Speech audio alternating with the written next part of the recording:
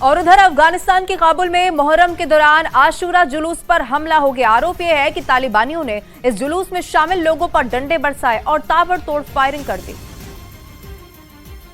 जिसका एक वीडियो भी सामने आया, जिसमें कुछ लोग हथियार लेकर भीड़ पर अंधाधुंध फायरिंग करते दिखाई दिए, जिससे लोग इधर उधर भागते नजर आए।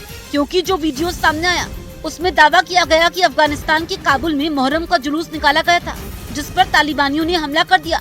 ये भी दावा किया गया कि तालिबानियों ने मुहर्रम जुलूस में शामिल मातम मनाने वालों पर डंडे बरसाए और उन पर ताबड़तोड़ फायरिंग कर दी, जिसमें कई लोग बुरी तरीके से घायल हो गए।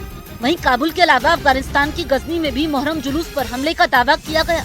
उधर समंदर में चीन के बढ़ते खतरे से निपटने के लिए ताइवान की सेना ने जमकर अभ्यास किया। चीन ने बीते कुछ महीने से ताइवान की नाक में दम कर रखा है, इसलिए ताइवान अपनी सेना की ताकत को कई गुना बढ़ाने में जुट गया। इसी कड़ी में उसके सैनिकों ने जंग जैसे हालात बनाकर उनसे निपटने का अभ्यास किया। ताइवान के जवानों ने जमीन और आसमान दोनों जगहों पर अपनी तैयारी को परखा। ताइवान के सैनिकों ने टैंक से भी दुश्मन पर कहर बरपाने की ट्रेनिंग ली, ताकि अगर कभी चीन से जंग शुरू हो तो उसे मुंहतोड़ जवाब दिया जा सके। चीन से बढ़ते खतरे को देखते हुए ताइवान लगातार अपनी ताकत बढ़ा रहा है। वो अमेरिका के साथ मिलिट्री ड्रिल करते हुए उससे अलग अलग तरह के हथियार खरीद रहा है।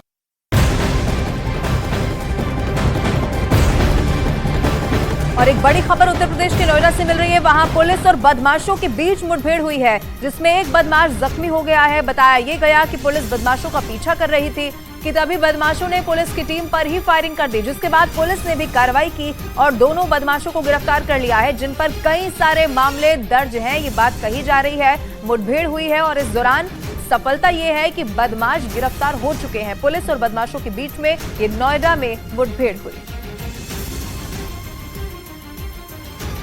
थाना फेज 1 में भी T82/33 के मुकदमे में ये दोनों वांछित रहे थे और इनके पास से किया गाड़ी भी बरामद हुई। अन्य विधिक कार्य।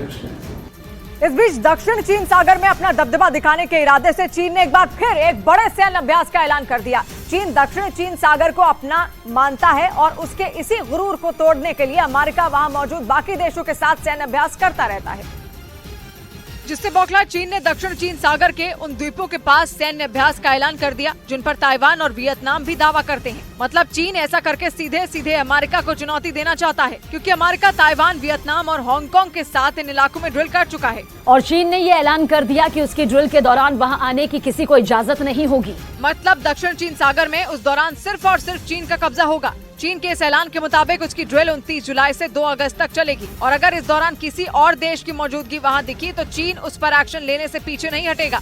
वहीं चीन ने अपने यहाँ हुए बड़े साइबर हमले के पीछे अमेरिका का हाथ बता दिया। चीन के सरकारी अखबार ग्लोबल टाइम्स के मुताबिक कुछ दिनों पहले वहां वुहान भूकंप मॉनिटरिंग सेंटर को हैकरों ने निशाना बनाया था, लेकिन अब चीन ने साइबर हमले के पीछे अमेरिका का ही हाथ बता दिया, जिसके बाद अमेरिका और चीन में तनाव और ज्यादा बढ़ गया। ग्लोबल टाइम्स के मुताबिक कुछ दिनों पहले हैकरों ने वुहान भूकंप मॉनिटरिंग सेंटर केंद्र से संवेदनशील जानकारी चुराने की कोशिश की। हालांकि जैसे ही चीन को इसकी भनक लगी, उसने जिन कंप्यूटरों को निशाना बनाया गया उन्हें सील कर दिया। बताया गया कि भूकंप मॉनिटरिंग सेंटर केंद्र में सेंधमारी कर हैकरों ने भूकंपीय तीव्रता के डेटा पर हाथ साफ किया, लेकिन अब दावा किया गया कि शुरुआती जाँच में ये पता चला कि अमेरिका के हैकरों ने ये साइबर हमला किया। हालांकि कुछ दिनों पहले अमेरिका ने भी चीन पर भी साइबर हमले का आरोप लगाया था।